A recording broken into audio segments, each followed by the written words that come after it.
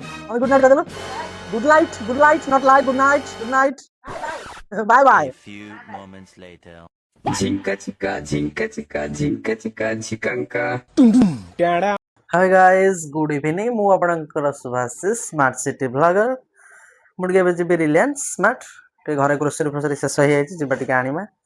ଆଉ ମୋ ସହିତ ଯିବ ମମି, ଆମେ ଦୁଇ ଜଣ ଯାକ ମିଶିକି ଯିବୁ। ଆଉ କ'ଣ କେମିତି କିଣାକିଣି କରିବା ଟିକେ ଦେଖନ୍ତୁ। ଆଉ ଆପଣମାନେ ରିଲାଏନ୍ସ ଯାଉଥିବେ, ଗୋଟେ ଛୋଟ ବ୍ଲଗ୍ସଟେ କରିଦେଉଛି ଆଉ, ମିନି ବ୍ଲଗ୍ସ। ମୁଁ ଏକୁଟିଆ ଯାଇ ସବୁ ଆଣି ଦେଇଥାନ୍ତି, କିନ୍ତୁ ମମି କହିଲା ଯିବାକୁ, ମାନେ ଯୋଉଟା ନ ଆଣିବା ଜିନିଷ ସେଟା ଧରିକି ଆସିବ ଆଉ, ବଜେଟଟା ବଢେଇବା ପାଇଁ ଆଉ।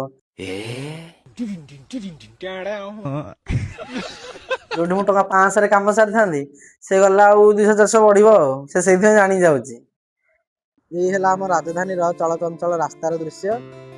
ଏ ରାସ୍ତା ଦେଇ ଆମେ ଚାଲିଲୁ ମମିର ମୋର ରିଲାଏନ୍ସ ସ୍ମାର୍ଟ।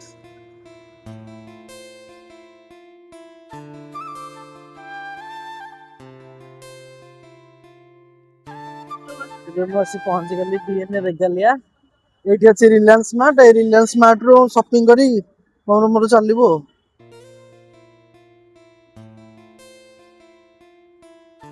ବାହାର ପାର୍କିଂରେ ଗାଡ଼ି ଯେତିକି ଭିଡ଼, ଏ ବାହାରେ ଗାଡ଼ି ରଖି ହବନି। ଆମେ ଭିତର ବେସମେଣ୍ଟରେ ଗାଡ଼ି ରଖିବି, ତାପରେ ଯାହା ସପିଂ କରିବା କଥା କରି ମୁଁ ବାହାରିବି ଆଉ।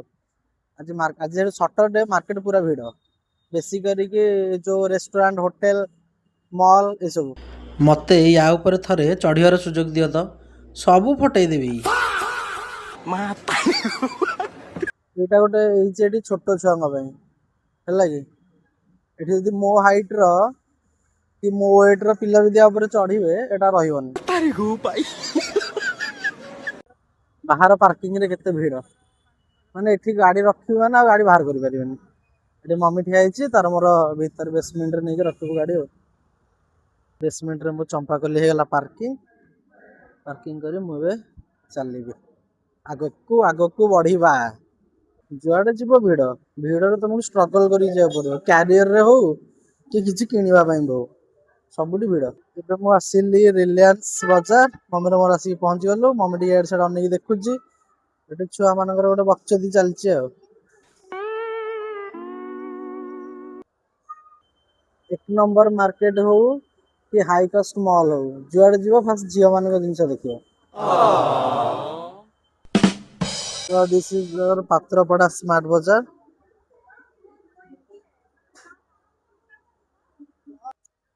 ଟ୍ରଲିଟାକୁ ମମିକି ଧରେଇଦେଲି, ମୁଁ ଭିଡ଼ିଓରେ ବ୍ୟସ୍ତ ରହିଲି। ମମି କ'ଣ ନବ ସବୁ ସେ ତାର ଭାବିଲା, ସେ ତାର ନେଇକି ଯିବ ଆଉ।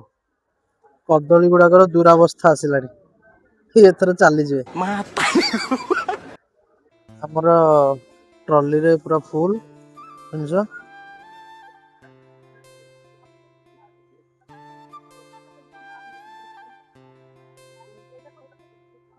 ଫାଷ୍ଟ ବି କହିଥିଲି ମୁଁ ଆସିଥିଲେ କମରେ ନେଇଥାନ୍ତି, ମମି ଆସିଛି ମାନେ ତ ରେଟଟା ବଢ଼ିବ ଆଉ।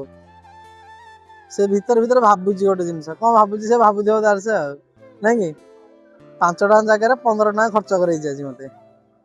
ତ କିଣାକିଣି ସାରି ମୁଁ ଏବେ ଚାଲିଲି ବେସମେଣ୍ଟ, ଗାଡ଼ିରେ ଲୋଡ୍ କରି ମମିର ମୋର ଚାଲିବୁ। ଗାଇସ୍, ମୁଁ ଏବେ ସ୍ମାର୍ଟ ବଜାରରୁ ଆସି ପହଞ୍ଚିଗଲି ଘରେ।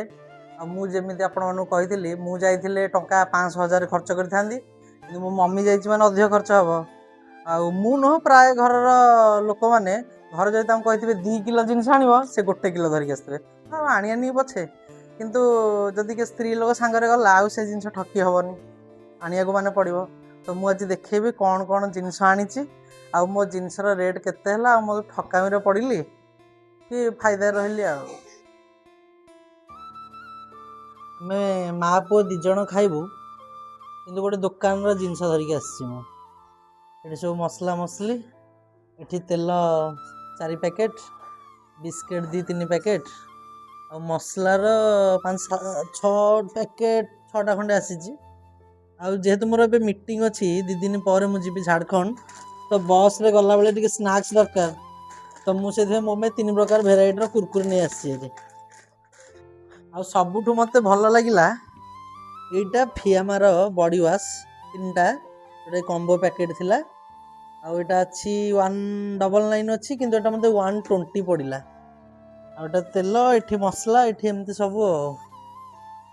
ଏତିକ ଜିନିଷ ଧରିକି ଆସିଲି। ମତେ 9 ଟଙ୍କାରେ 1 କେଜି ଚିନି ଫ୍ରି ମିଳିଲା। ତ ମୋ ମମି ଯଦି ବେଶୀ ଚା ପିଏ, ଅମୁଲ ଆସିଗଲା ଆଉ ଚା ପତି ବି ଆସିଗଲା, ତା ସହିତ ଚିନିଟା 9 ଟଙ୍କାରେ ମିଳିଲା ଫ୍ରି। ଏସବୁ ଥିଲା ଆଉ ଏଇଟା ହେଲା ମୋର ବିଲ୍ଟା। ବିଲ୍ର ଭ୍ୟାଲୁଟା ଦେଖୁଛି, ଦେଖନ୍ତୁ ମୋ ବିଲ୍ ହେଲା 4022 ଟଙ୍କା। ମୁଁ ଆଜି କେତେ ଟଙ୍କାର ଜିନିଷ ଆଣିଛି ଦେଖନ୍ତୁ, 4022। ତ ନା ଏତିକ 3 ମାସ ଚଳିବ ତ?